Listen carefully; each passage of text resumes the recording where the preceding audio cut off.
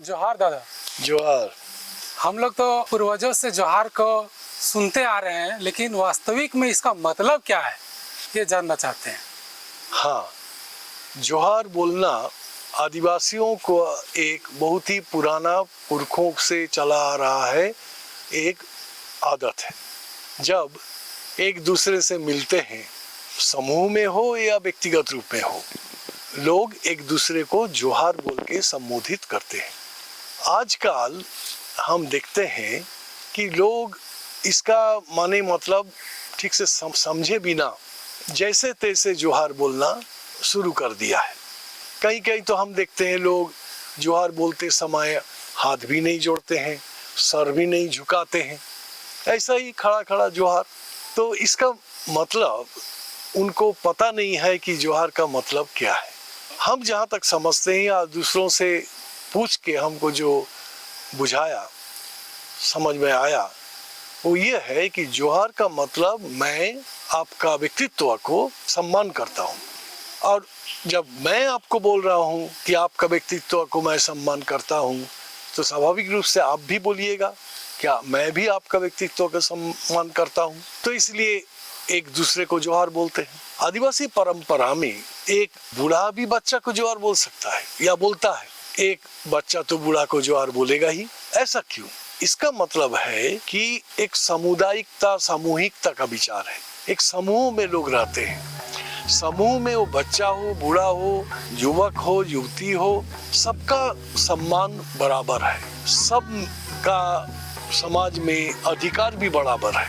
तो अगर ऐसा है तो स्वाभाविक रूप से एक दूसरे को जोहार बोलते हैं इसके लिए। लेकिन दुर्भाग्य की बात है कि आजकल हम देखते हैं कि बहुत सारे जो दूसरे समुदाय के लोग भी जोहार बोलना शुरू किया है झारखंड में।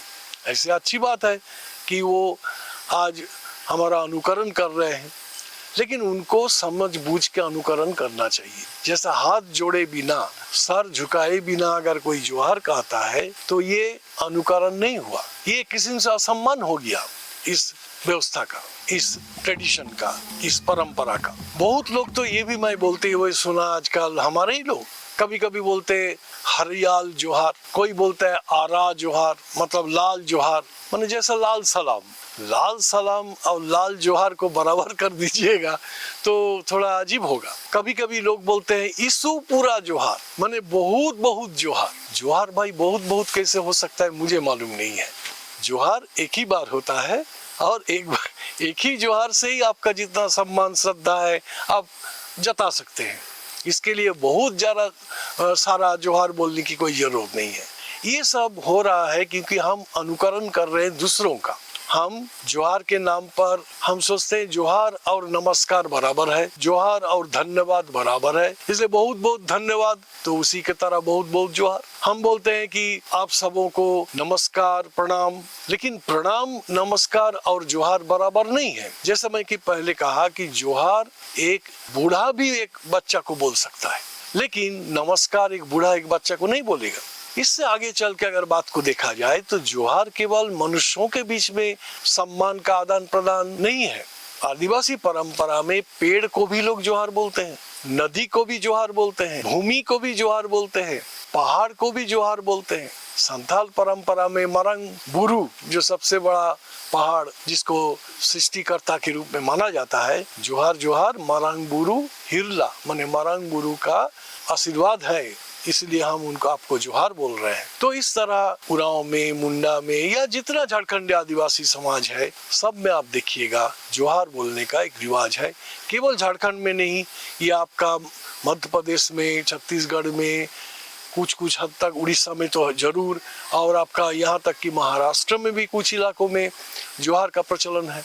तो ये बहुत ही प्राचीन एक परंपरा है, इसको माना जाता है। लेकिन एक बात इसी संदर्भ में बोलना चाहिए कि क्या आदिवासी जब दूसरे समुदाय के नजदीक आए या दूसरे समुदाय के लोग जब आदिवासी समाज जहां रहते हैं उनका भूमि में आए तो आदिवासियों ने अपने परंपरा के हिसाब से उनको जोहार बोला, लेकिन क्या वो लोग जवाब में जोहार बोला है?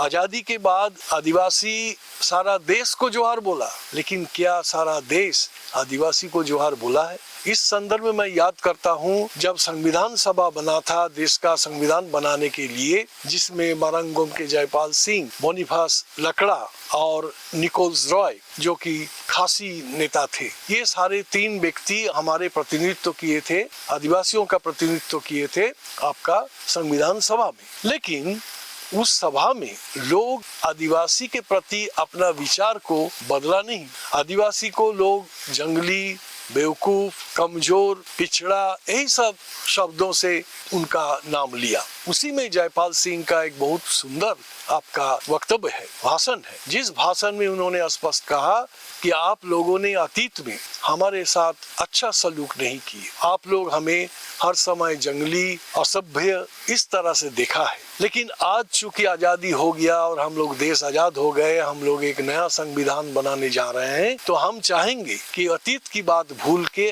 आप भी हमें सम्मान की दृष्टि से देखिए और हम लोग एक दूसरे के कंधा से कंधा मिलाकर इस देश को आगे बढ़ाएंगे। लेकिन दुर्भाग्य क्या है कि देश के जो उच्च कोटि के लोग हैं, जो देश के शासक वर्ग है, जो देश के ऊंचे तबके के लोग हैं, ये लोग आदिवासी को पूछे बिना ही उनके जमीन पर घुस जा रहे हैं। उनका खेत खलिहान का कोई मर्यादा नहीं है, जहां तहां खदान खोल दे रहे हैं। उनको पूछे बिना ही उनके नदी पर डैम बनाया जा रहा है। एक जमाने में बहुत बना, कितने जमीन डूब गए, कितने लोग बेघर हो गए।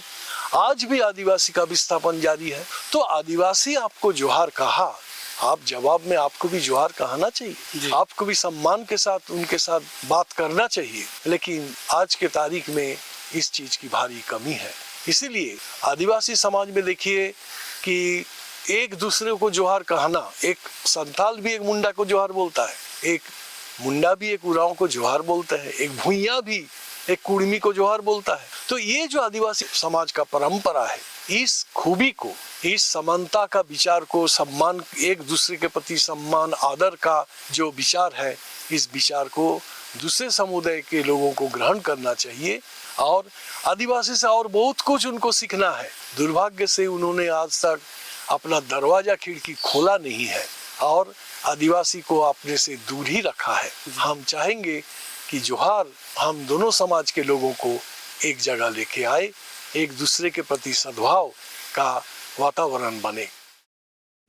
जगा रे आदिवासी भाई बहन, जगा रे आदिवासी भाई, जगा जगा गांव जगा टोला जगा जगा जगा जगा जगा गांव जगा टोला जगा जगा जगा जगा जगा जगा रे आदिवासी भाई बहन, जगा रे आदिवासी भाई, जगा जगा जगा रे आदिवासी भाई बहन, जगा रे।